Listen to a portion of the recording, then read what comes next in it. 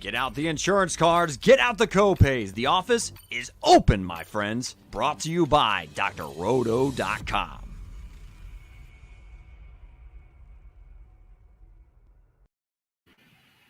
What is up, and welcome into the One and Done Show. My name is Eric Romoff. You can catch me on those Twitter streets at FantasyNav, and the captain of our ship riding here to my right is none other than Mr. Mike Holland. Mike, how's it going tonight? It's going good, man. Another day away. We get some play-in action starting tomorrow, and then we're just a few days away from complete madness, and looking forward to talking about the right side of the bracket today. Yeah, speaking of complete madness, for those of you that haven't had a chance to watch it, we cruised through the left side of the bracket. We picked every single game, and we have Purdue awaiting the victor for the right side of the bracket here. So just like last night, going to go game by game, ultimately pick all of these winners and help you fill out the bracket. And like I mentioned at the top, going to be spending a ton of time with you guys, pushing out a bunch of content all week long as we gear up for March Madness to officially kick off. So, Mike, taking a look at the right side of the bracket here, any interesting seeding choices, any guys or teams that you think might have a bit of a smoother path to coming out of their region? Yeah, I think I talked about it a little bit yesterday. Kansas, I think their path is probably the easiest of all the number ones. But you look at it, and this side of the bracket is loaded on defense. I mean, you got some of the best defensive teams in the country here. You're going to hear us talk a lot about their adjusted defensive efficiency a lot today. And you got teams like Arizona, Seton Hall, TCU, Houston, Villanova, Tennessee, San Diego State. I mean, these are some of the top 20 teams in the country in defense. So, definitely going to be a little bit lower scoring on this side of the bracket, but definitely some fun matchups that we're hopefully going to get here. Man, this right side of the bracket is an absolute slugfest of defensive matchups, right? This pace is going to be slowed down. We're going to see a lot of turnovers, see a lot of low-scoring affairs. I think it sets up to be really interesting with how these two sides ultimately merge and come together. So with that, we will kick off with our 116 seed or matchup here in the South region, and we have our very first play-in game. Mike, you want to tell us a bit about Wright State and Bryant before we talk about how they're going to get waxed by Arizona? Oh, man, so we got to give the shout-outs, right, man? Wright State and Bryant play-in game for the 16 seed. I mean, what else do we want here? But no, I actually think this is going to be a really fun matchup.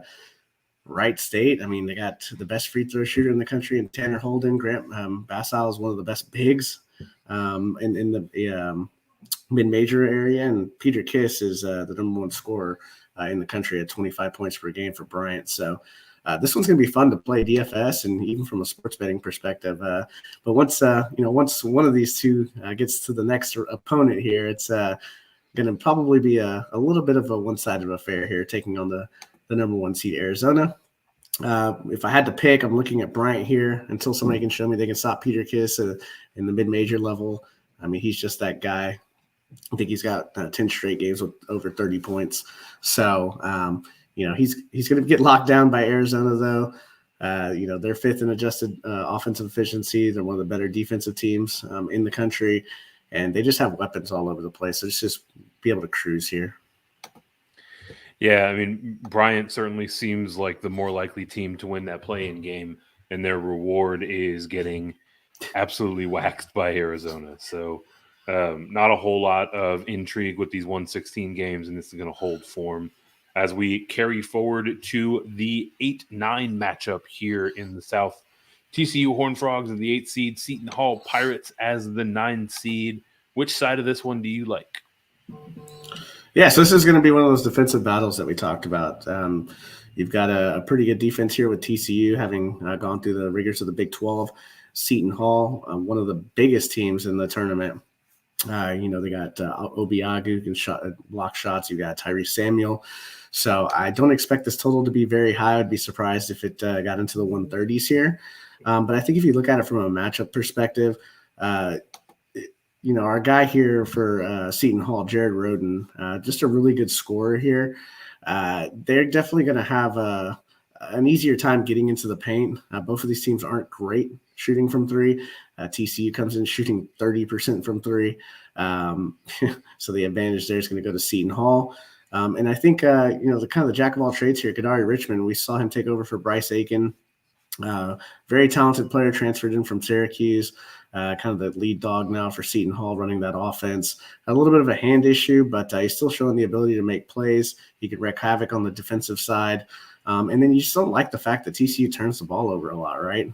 Almost a 22% rate here. And when you're playing a really tough defense like Seton Hall, it's just going to be for extra possessions and some easier baskets on the Seton Hall side in a game that's probably not going to be projected to be a high-scoring affair. Yeah, especially in these slower games, right? Like you get a couple extra possessions and you got a huge edge. So like Seton Hall to carry forward here, we will cruise on to the first 5-12 matchup for the right side of the bracket, the Houston Cougars, the UAB Blazers. Mike, you blazing here for this right side, or you sticking with the Cougs?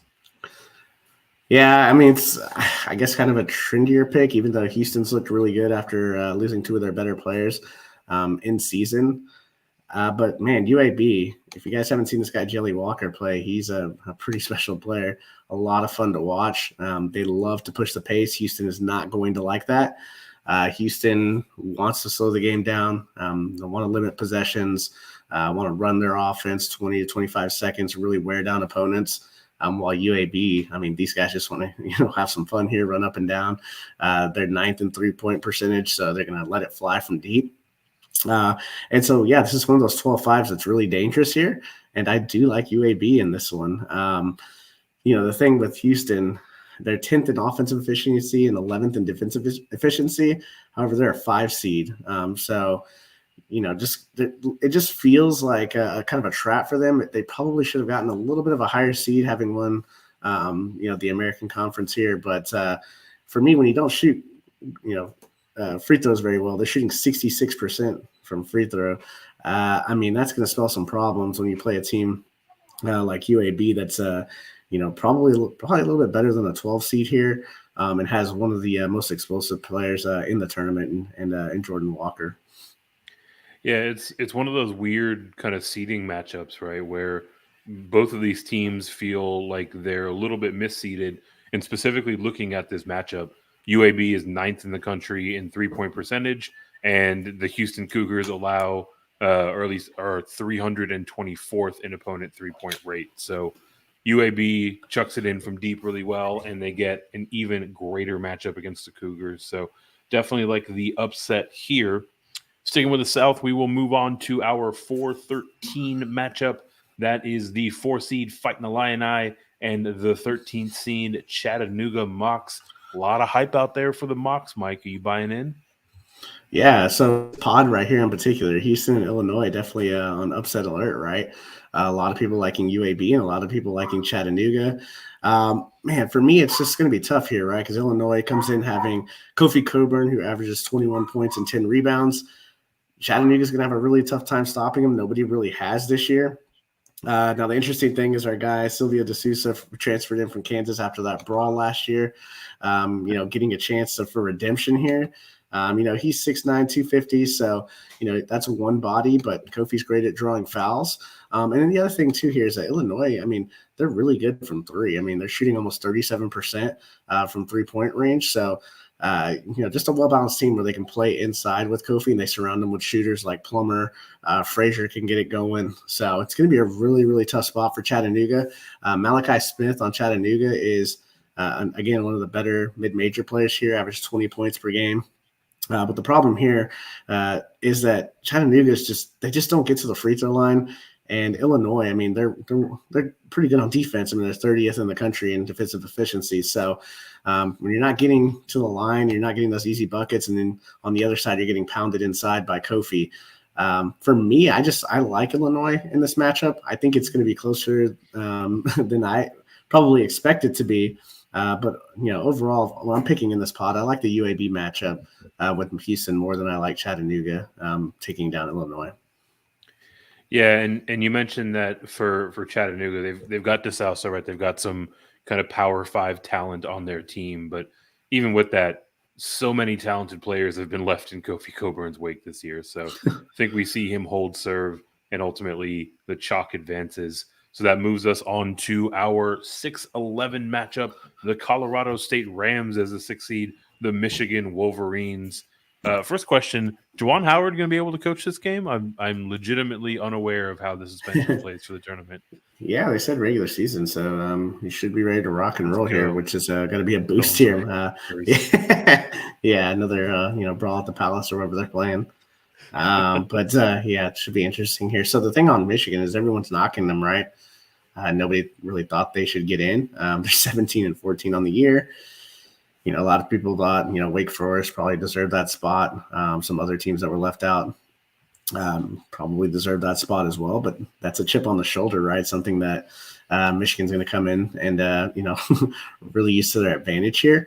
When you look at Michigan, like the thing is, obviously you've got Hunter Dickinson inside, and that's a really tough matchup for Colorado State.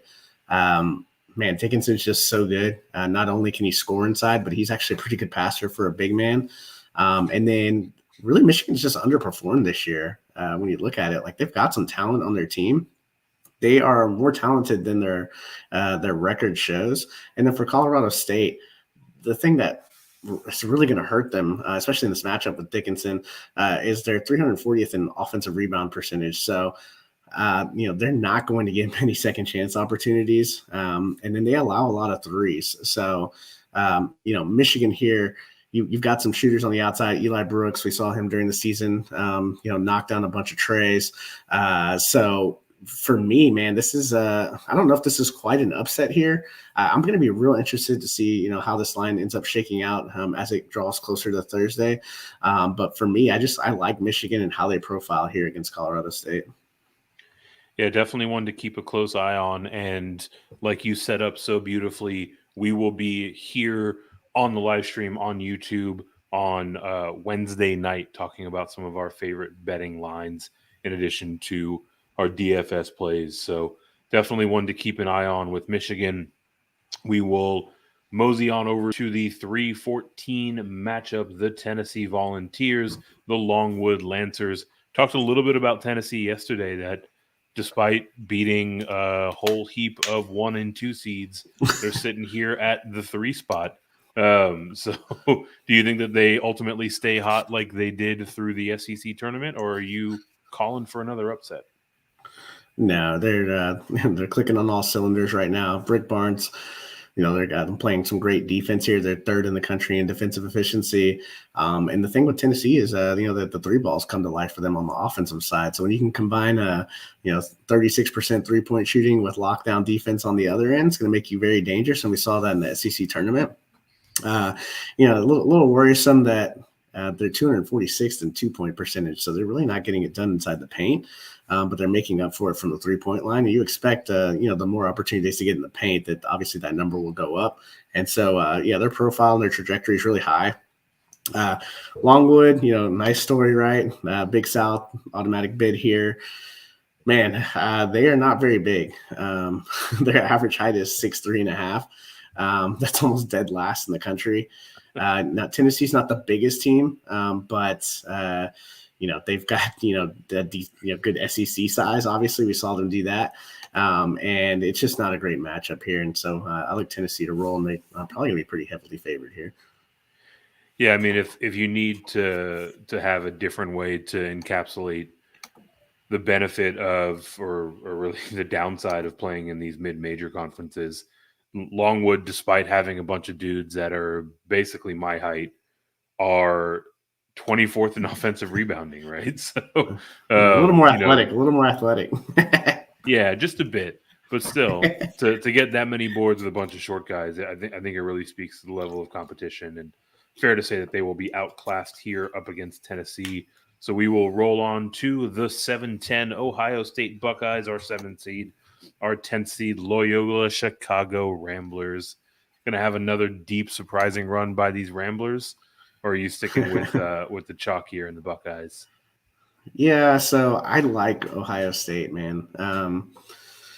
Yeah, finished 19-11. It was a tough Big Ten conference. Put it second behind, our Big 12 here. But you look at Ohio State; they're going to have one of the best players in the tournament, right? EJ Liddell, 20 points, 8 boards, almost 3 block shots. Can really just take over games. They're 13th in offensive efficiency. They're 25th in three-point shooting. Loyola, they're going to want to obviously, slow the game down here. They're not bad from the three-point line, 38%, but they're 22nd in adjusted defense. So, we got kind of two contrasting styles here. But I think at the end of the day, you just look at it and, EJ Liddell, he's definitely good enough to take over this game and push the Buckeyes forward. Yeah, EJ Liddell is arguably one of, if not the best player on this side of the bracket. So certainly has the ability to put the team on his back. I think it's fair to expect that to be the case here in the first round. So we will round out the South region with the number 2 seed Villanova Wildcats up against the Delaware Blue Hens. Anything to really double click on with this one, apart from a quick shout out to the Blue Hens? Yeah, our guy Jameer Nelson Jr., right? I saw all the pictures on Twitter. Right. Little throwbacks to Jameer Nelson. But no, other than congratulations, Delaware. Cool name, cool hats. But yeah, you're getting an absolute dogfight here with Villanova.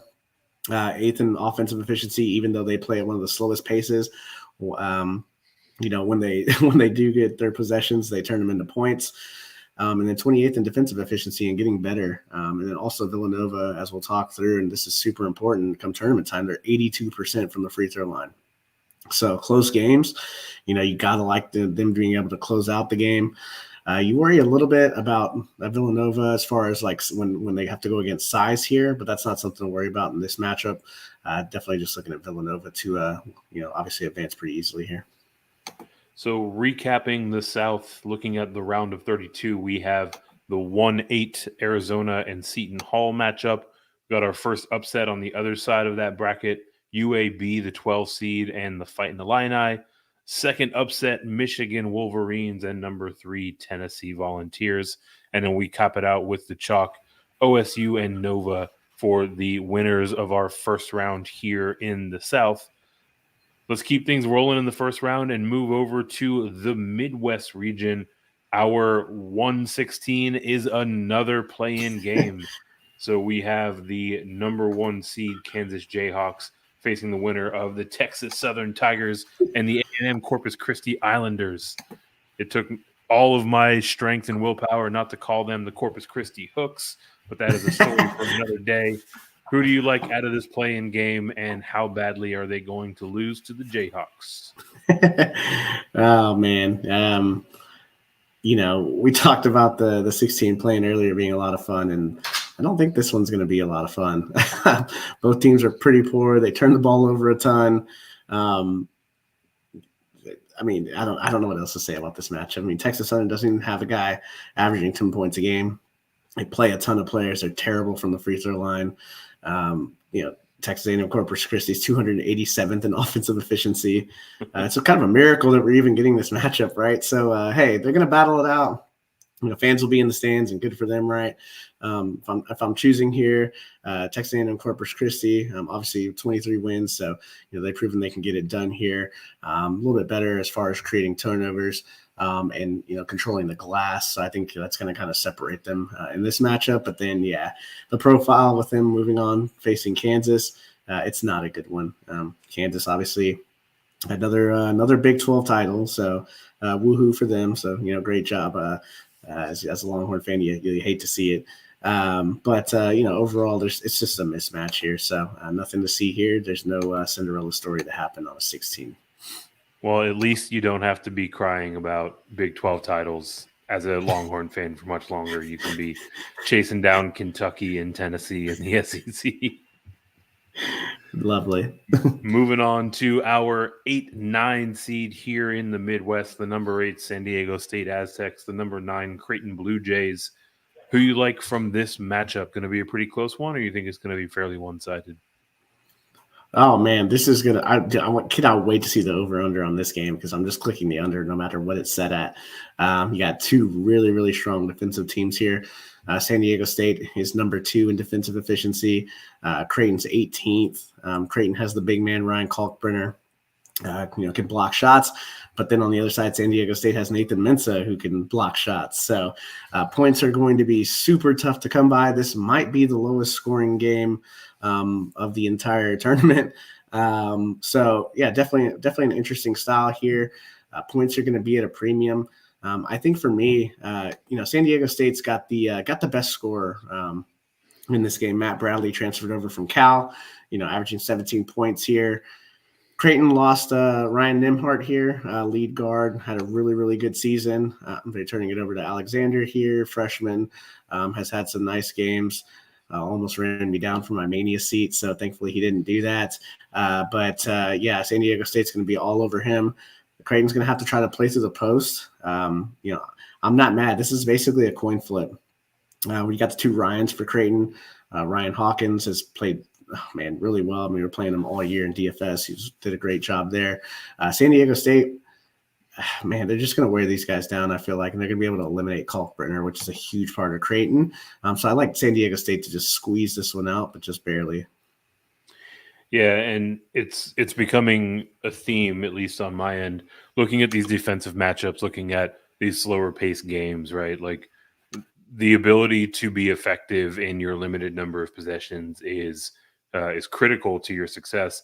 And you look specifically at this matchup, you've got the San Diego State team that is 65th in the country in terms of 3-point percentage. And for those Creighton Blue Jays, they are 314th. So if the limited possession is far more likely to result in the highest scoring output, ultimately, I think that leaves us with a lot to like for the San Diego State side. So we've got them advancing, and we advance to our 5-12 matchup here in the Midwest, Iowa Hawkeyes are 5 seed, Richmond Spiders the 12 seed.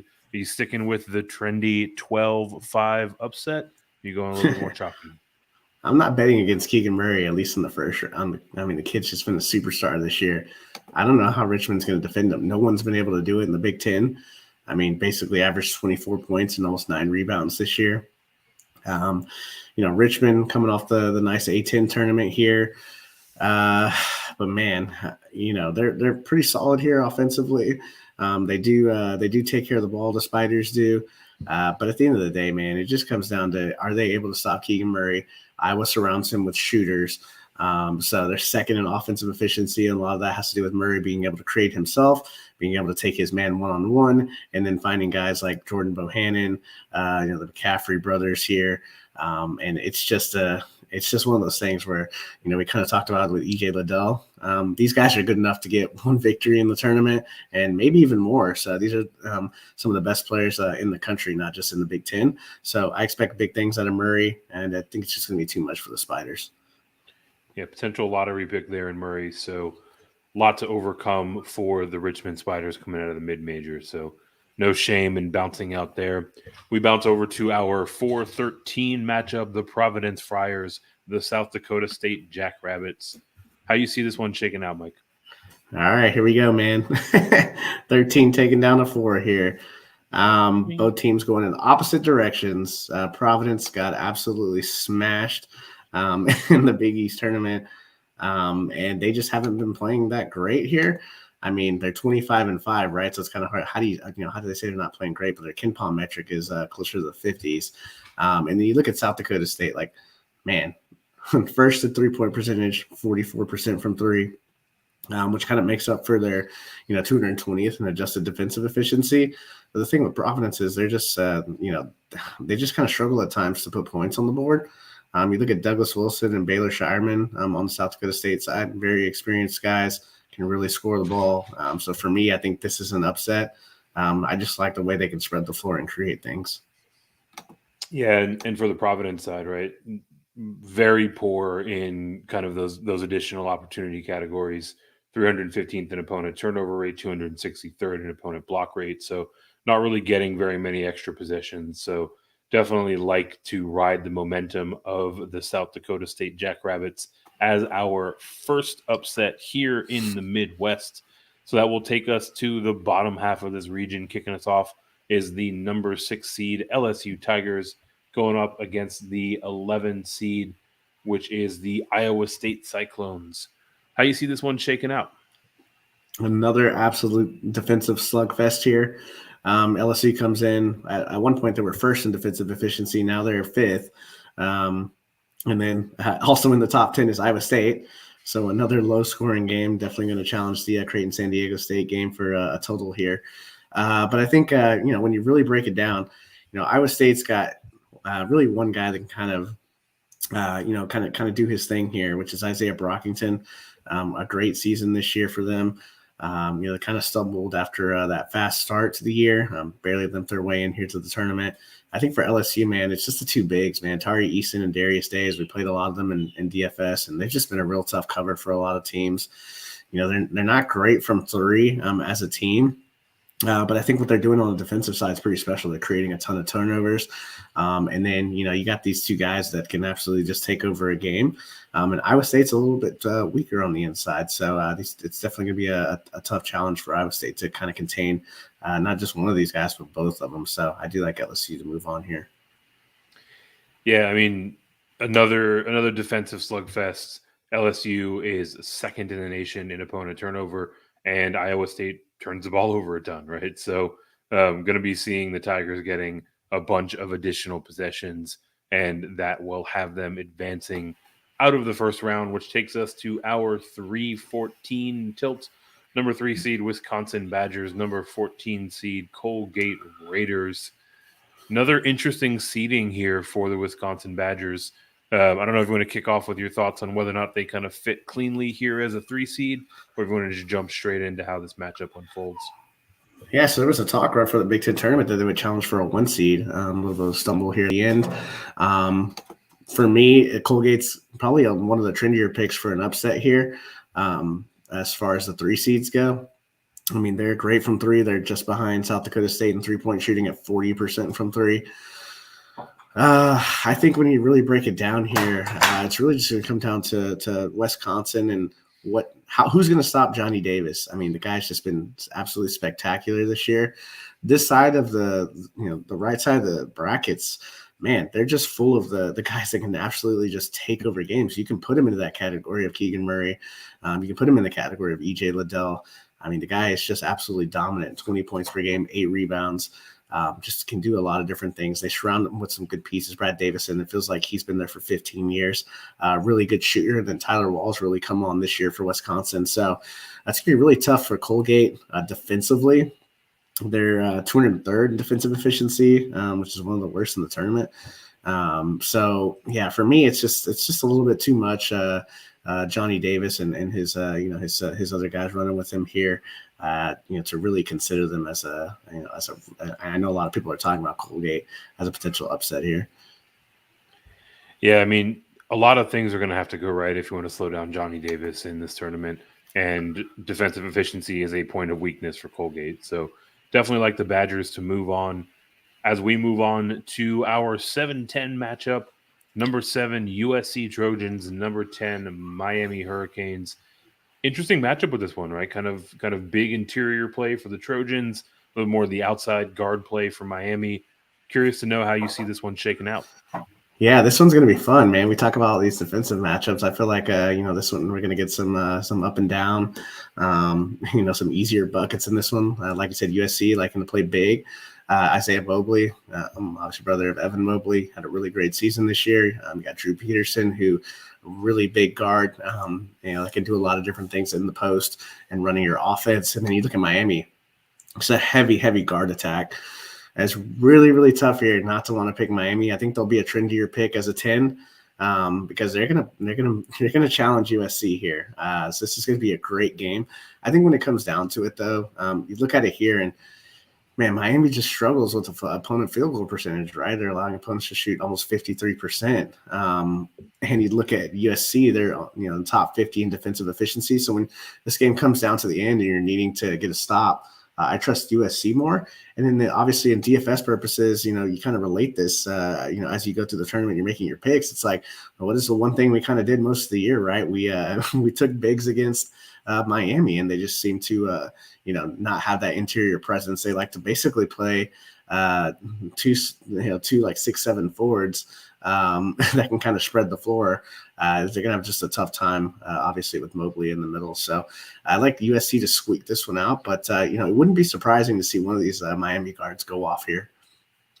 Yeah, super close game overall, right? If Miami is able to shoot kind of at or above their season average from three, obviously that works to offset the inflated opponent field goal percentage from the interior. But ultimately, I mean, those shots are harder to make, right? So could very much so go either way. I definitely like the call on USC.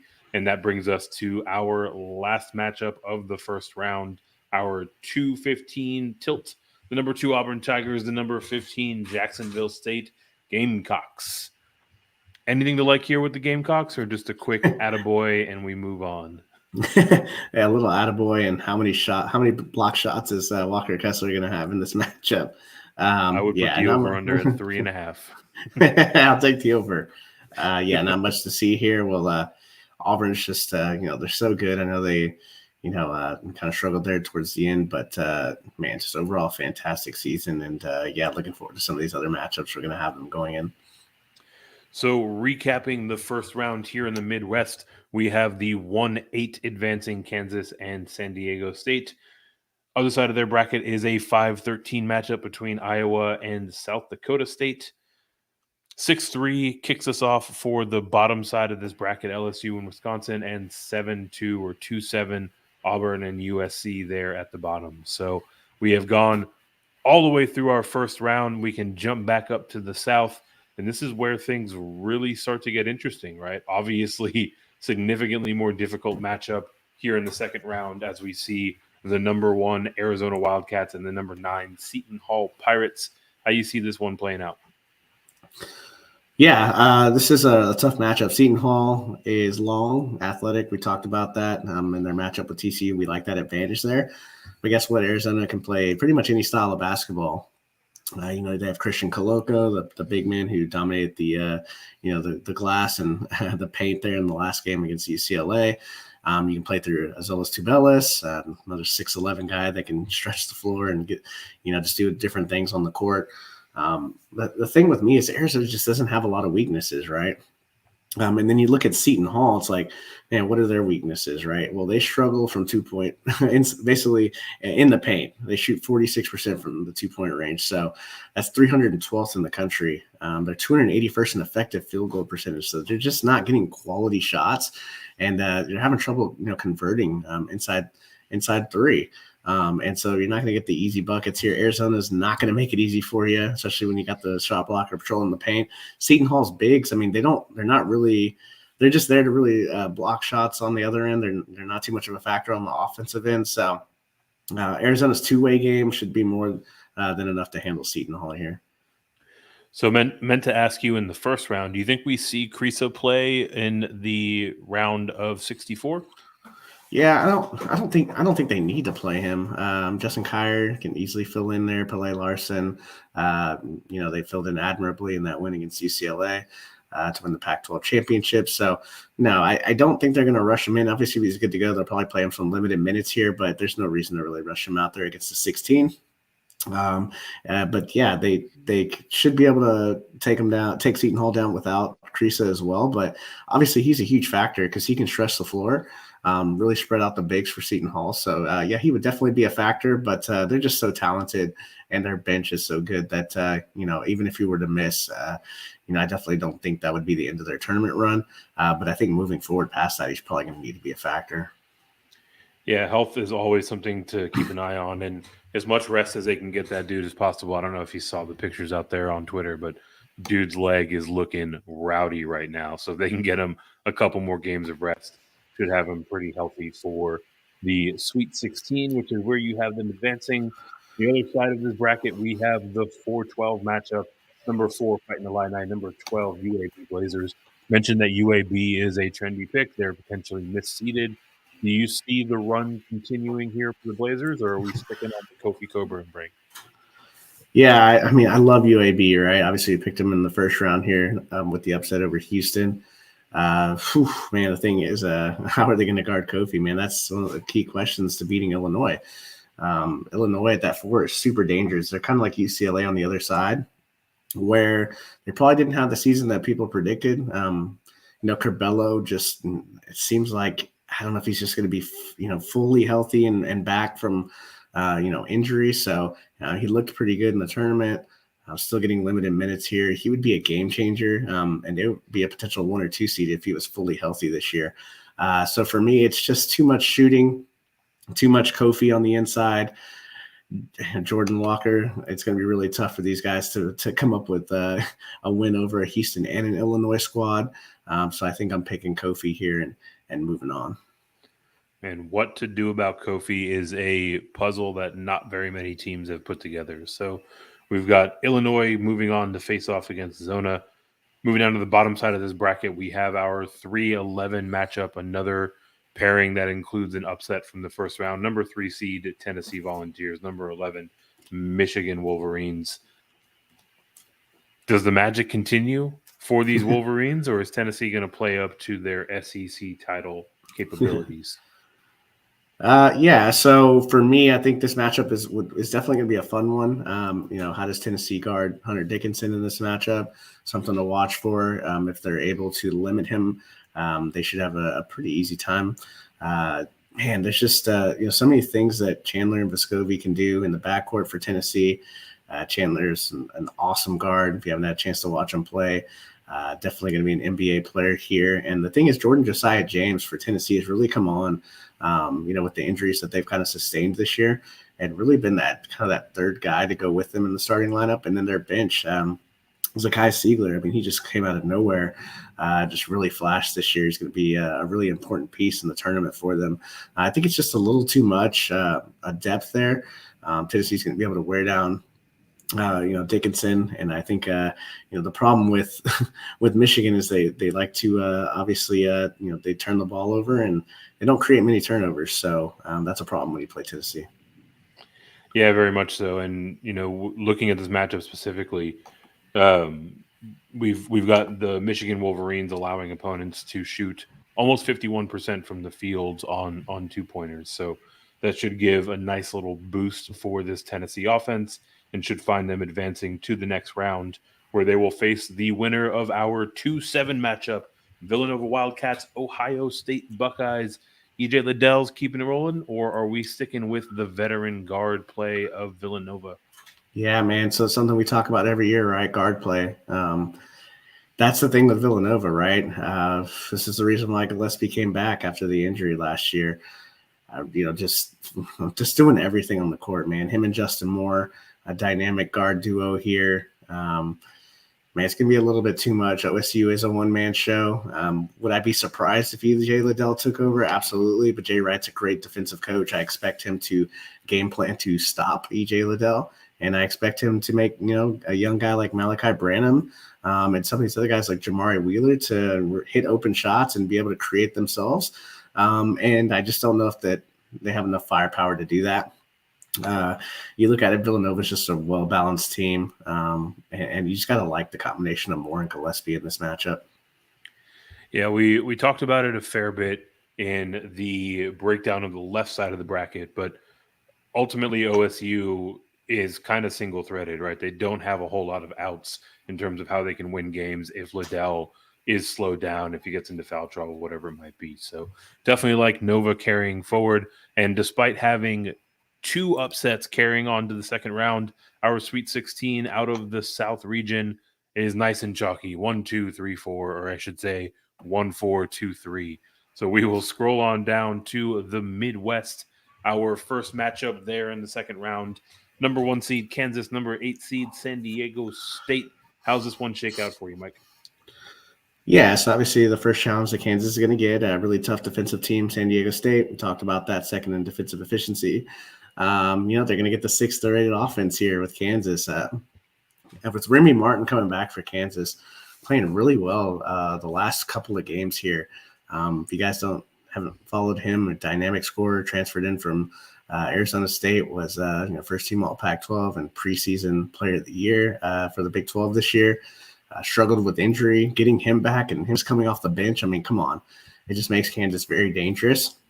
And I think the thing is here, Mensah, probably going to have a really tough time with the big man McCormick down low. Mensah's not much of an offensive player, more of a defensive shot blocker.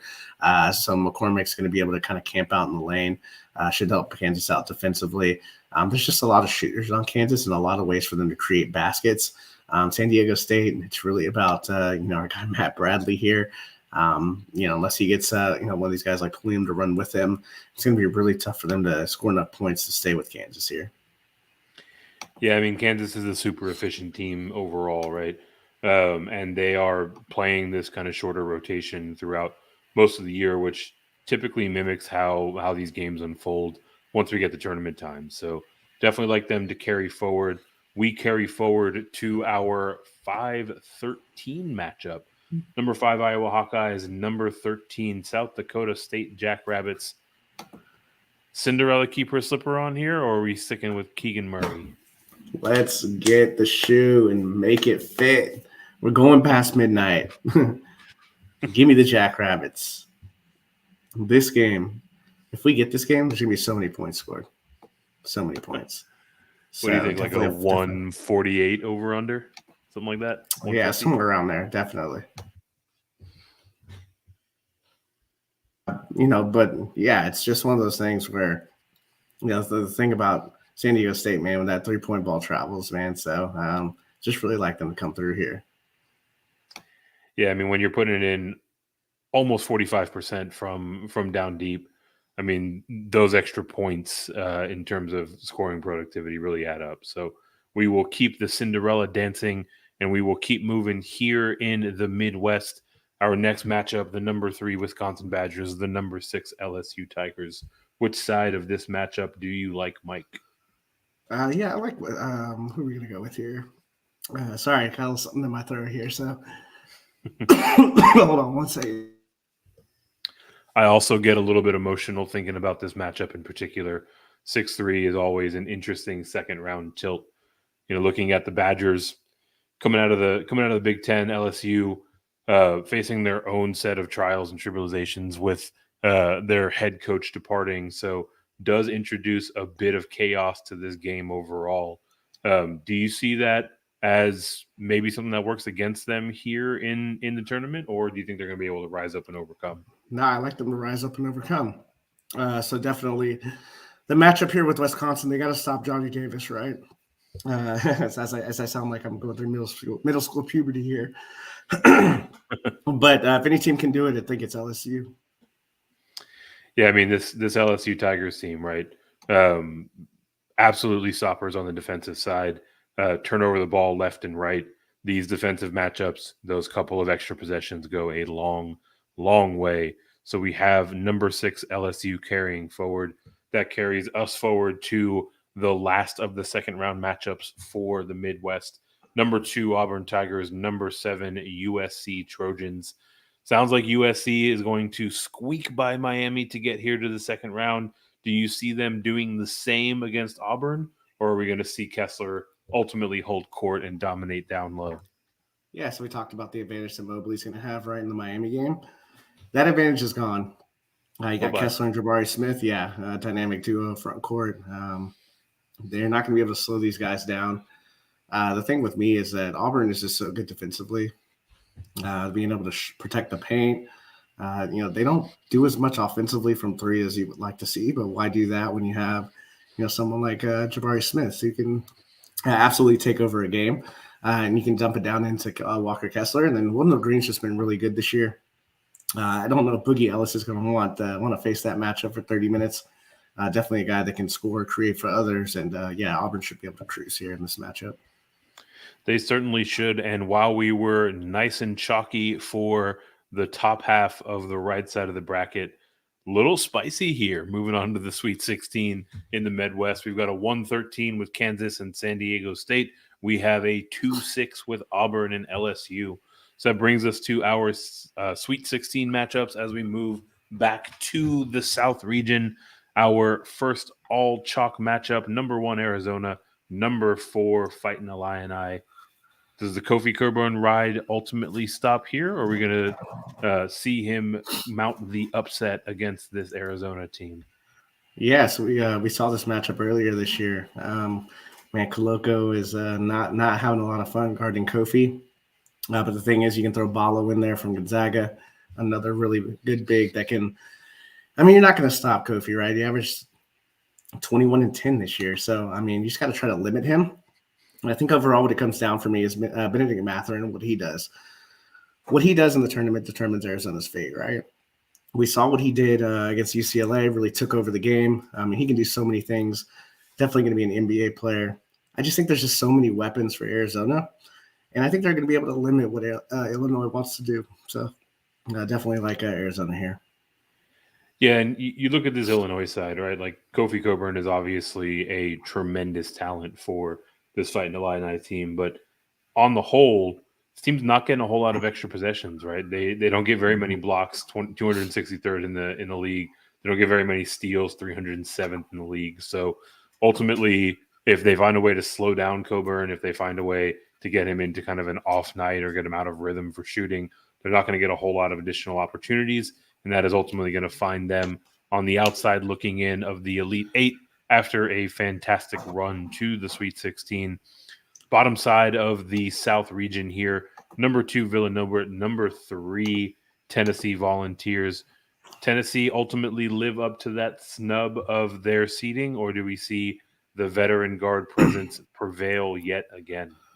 Yeah, I really like this matchup, right? It's going to be really defensive oriented.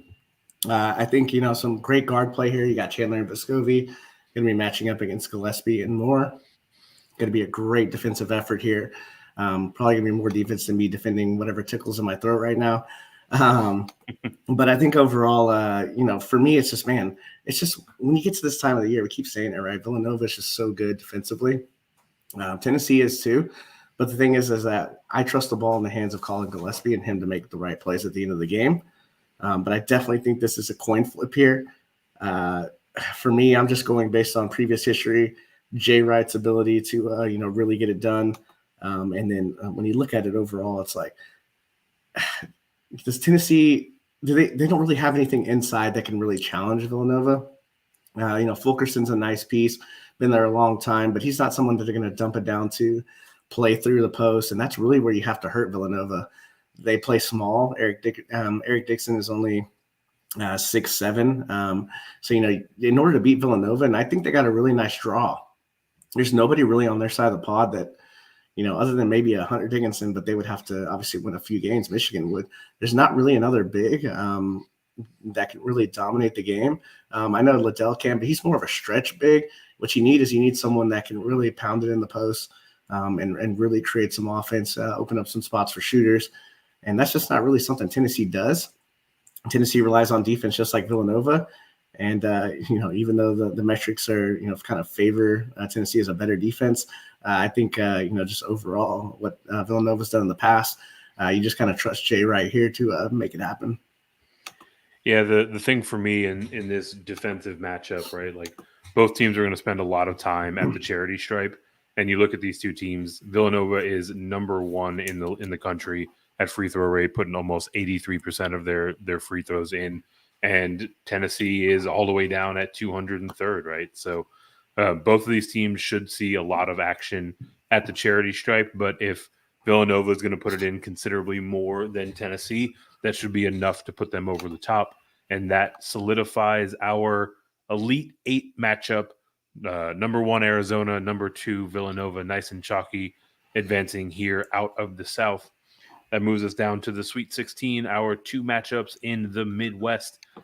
Kicking us off, number 1, Kansas Jayhawks, number 13, South Dakota State. Are we turning back into a pumpkin? I think it ends right here, man. Pumpkin time. This is a little bit tougher here. For me, it's, Kansas 29th in defensive efficiency. You're going to be able to lock down some of these shooters from the outside. This is a game that kind of profiles where Kansas is going to run out, their 4-guard look, put our guy McCormick in the middle. He's going to be able to do some damage here. Really should be able to control the glass. And yeah, it's just one of those things that at the end of the day, South Dakota is what are they 220th in defensive efficiency. The Cinderella story is going to end here. I just think there's just too much brawn here for Kansas. Too much Abaji. These guys can score on anybody, and they don't have trouble scoring on people. So this could be one of the higher scoring games of the of the tournament if it's able to make it to this point. So. Kansas is in a really good spot here, so definitely like their path to the, through the tournament so far. Yeah, I mean, hell of a run for South Dakota State here, but ultimately, it leaves them bumping up against one of the blue blood programs here in the NCAA men's game. So Kansas moving on to face the winner of our 2-6 matchup. Number 2 Auburn Tigers, number 6 LSU Tigers, and an SEC rematch here in the Sweet 16. How do you see this one shaking out? Yeah, I think kind of an LSU Band of Brothers story ends right here. It's just what's the one thing that can hurt LSU is going to be 2 bigs, and being able to eliminate Easton and Days is definitely going to be Smith and Walker Kessler. For me, I just don't think LSU has enough offense to really handle what Auburn can throw at them. Auburn's going to essentially play to the post right here. LSU's going to struggle to defend that. So do like LSU in the first couple of matchups here, just with their ability to shut those teams down. But this matchup, I don't think they're going to be able to shut down Auburn. And at the end of the day, it's just really tough for a team like an LSU to be 304th in turnover percentage and not be able to shoot it from deep, to really rely on just like 1 or 2 guys to try to carry them, even though they're one of the more dynamic duos on the entire tournament. Yeah, I mean, you've just got to be hyper efficient, right? Like if you're not going to be able to score the ball from deep, if you're going to turn the ball over a lot, basically every time that you're in offense, you have to be able to convert for 2. And this matchup against Kessler and against Smith is certainly the type of environment that is going to stymie those bigs for the LSU Tigers. So we have Tigers of Auburn carrying forward to face the number 1 seed. Another 1-2 here out of the Midwest, Kansas and Auburn, which brings us back to the South to break down the 1-2 matchup from that region. Number 1 Arizona, number 2 Villanova. This is going to be an absolutely fantastic game if we see it play out. I know chalk can be a little bit boring, but it does make for some incredible matchups as we get deeper into the tournament. Where you like this one to ultimately unfold, Mike? Yeah, so I think as we talk through the right side of the bracket, there's a lot of really good upset opportunity in the first round. But I think once you kind of get through that, these teams are so good defensively that I think a lot of the chalk's going to carry through here. For me, we just talked about Villanova getting through Tennessee, they can't really pay through the post. Well, that's something Arizona can do. They can dump it into Tubelis. They can run screen and roll with Koloko down low. He's going to have a huge size advantage there, be able to throw that lob all day. And then obviously Matherin can create his own shot. We'll see what happens with Krisa. But defensively, Arizona's no slouch here. They're going to be able to keep up with Villanova, who likes to kind of play a one-on-one style game. You really like to see Gillespie and more, maybe do a little bit more assist-wise. 225th in assist rate as a team. So when you play an Arizona team, the key to it is going to be ball movement, right? You gotta spread out those bigs. You got to get those guys moving around, make them work on the defensive end, so that way offensively you can slow them down. So definitely not a great matchup here. I do like Arizona in this one. So is this the point in the tournament where Arizona almost certainly needs to have Krisa back in order to advance past Nova, or do you think they can do it on the backs of their other guys if he's unavailable? Yeah, I think they're still good here. I mean, he gives them that 3-point ball. I think in this particular matchup, you're not really going to need that. You just got to be able to pay through the post and be able to toss those lobs up to Koloko, and then it's just going to be tough for them to get scored on by Villanova. So, I don't know. It depends on the matchup, right? Krisa, if you need to score, which this isn't looking like a side of the bracket where you're going to need to score a ton of points. So that's kind of the reason why I love Arizona on this side of the bracket. Yeah, a lot of upside if he can get healthy and get in there, but certainly going to see a lot of slugfests, and this Arizona Wildcats team has the pieces to play that style of game. So that moves us to our second elite 8 matchup here in the Midwest. Number 1, Kansas. Number 2, Auburn Tigers. Again, 2 fantastic teams, 2 fantastic seasons. Should be an absolutely amazing game to watch play out. How's this one unfold? Who do you like to advance to the Final Four? Yeah, I mean, here it's a case of what's McCormick going to do for Kansas, right? We've seen it all year. Is he going to be McCormick that absolutely dominates, or is he going to be the McCormick that completely disappears? You're going to need him in this matchup.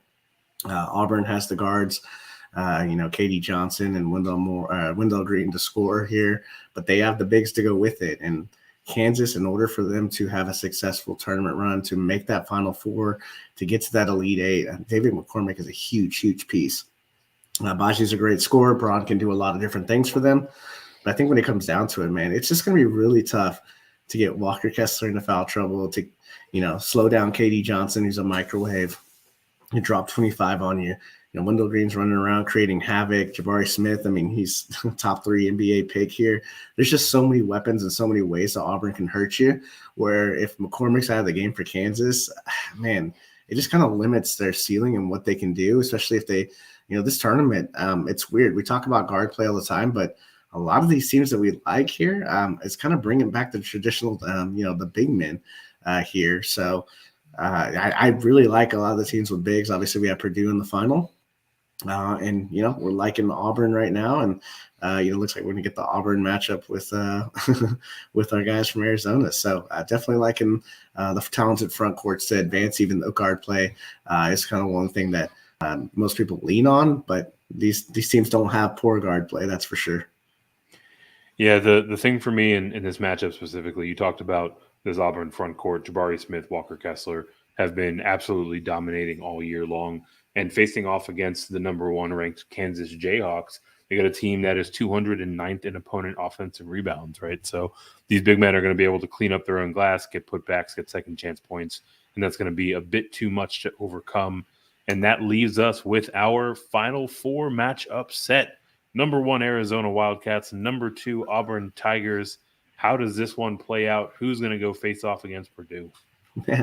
Man, I would love to go see this game live, right? Auburn and and Arizona, man, so talented all the way, up and down the roster here. So, what do we do here, right? I like Arizona, man. They're just so good, can play so many different ways. If you get Kirk Risa here, he would be needed in this matchup to kind of stretch the floor, get Walker Kessler out on that high screen and roll. He would definitely be a difference maker here. If he's not in this matchup, Benedict Matherin's going to have a monster game. And then it really comes down to what's going to happen in that matchup between Koloko and Walker Kessler, right? I mean, that is, you pay to see that type of atmosphere. And that's why this is, obviously a Final Four spot here. So for me, I just think that overall Arizona is just so good, so well-rounded, can win in a bunch of different ways here. And Auburn, we've seen it, right? They can go through some lulls here or there. Jabari Smith's still a freshman. So, how's the tournament pressure? How's he going to handle that? Walker Kessler just kind of burst onto the scene after transferring from UNC. So, how are these guys going to handle, the ultimate pressure? We saw, kind of what happened when they lost some focus in the SEC tournament. Obviously, their talent should be able to carry them pretty far in this tournament. When you face a team like Arizona, man, you got to be hitting on all cylinders. And for me, it's just one of those things where there's just too many weapons on Arizona to try to stop all at once. Yeah, especially if you see Kriisa come back at this point, right? Like, such a dynamic player, really changes the makeup of this matchup overall. So I think by this point, I mean, for my money, I think he's probably going to be available and mostly back to full health somewhere around the Elite Eight round. So once we get to this Final Four matchup, like him to come in and really leave his imprint on this game. And that leaves us with our championship game all squared away. Number 1, Arizona coming out of the right side of the bracket in the South region. Number 3, Purdue coming out of the left side of the bracket in the East region. Who's your champion for the NCAA tournament in 2022? You're going to have to go with the Arizona Wildcats. We talked all yesterday about, obviously, how do you stop the big men from Purdue? Well, you got Koloko, Tavelis, and Balo, right? Kind of what we talked about with the Auburn matchup. They match up pretty well with, any big tandem in the country. And obviously, who can help offset Jaden Ivey? Well, Benedict Matherin's a really good defensive player. Dalen Terry's not a slouch either. Arizona's just the best two-way team in the country. This would be an absolute thriller here. God, I really want this matchup to happen. It'd be a lot of fun. But you take a look at it, and what's the common theme that we see right now? And it's the bigs, right? I mean, if you look at the Final Four, we're projecting 7 of the 8 bigs in that game are I've been doing it all year and getting it done. So, Mark Williams is no slouch for Duke. You got the 2 bigs with Arizona, the 2 bigs with Purdue, the Auburn bigs. So, to me, it comes down to what guards are going to be able to handle this in the Final Four, right? I trust Matherin. I've seen him ball out here recently, can really take over games. We talked about Kriisa. If he's in, opens up that outside shot for Arizona. Dalen Terry can do everything. They're number 1 in assist rate, so they share the ball. It's just tough for defenses to key in on them. And then they got the bigs to come in. Ballo can come in, take some fouls. Koloko gets into foul trouble, or if Tabelis gets into foul trouble, Ballo's no slouch. He can give you 20 really good minutes. Played on that Gonzaga team last year, although he didn't get very many minutes. I mean, he was practicing against Drew Timme every day. So definitely, we've seen him, in his limited minutes, really kind of break out this year as a really nice role player. And then the bench, man, you got to have depth in the tournament. You look at Arizona, and they do have the depth to get it done. So definitely be a great matchup if we get these 2 teams in it. But I think Arizona by far is the team to beat this year. Yeah, I mean, look, Arizona is a 1 seed for a reason, and they are just absolutely loaded top to bottom, not only in their starting 5, but also that rotation and that depth coming off the bench. So admirable run for the Boilermakers to make it to the championship game as a 3 seed, but sticking with the chalk here, and for good reason, right? This Arizona team has been doing it all year, and they've got so many outs, right? There's so many different ways that they can beat you. So like to prioritize that anytime that we are filling out our bracket. And with that, our bracket is filled out. We have picked all of these games through the left side, through the right side, all 4 of the regions. Stick with us here through the rest of the week. We are going to be coming to you every single day until the tournament kicks off. We're going to be spending a little bit of time talking about teams that are on upset alert, not only double-clicking on the upsets that we have picked in this bracket so far, but also talking about some teams that maybe can squeak away with an upset that we haven't quite called for just yet. So we're going through that. And then as we head into Wednesday night, looking at not only our DFS builds and riding shotgun as Mike builds out his Mania Madness squads, but also looking at some of our favorite betting and props lines. So definitely make it a point to stick and stay with us here at One and Done. We will be streaming all week long. We'll be helping you get that W and get that bread. Thanks for stopping by the office. Get your fantasy prescription by subscribing to the channel and checking out drroto.com. And until the next visit, be well,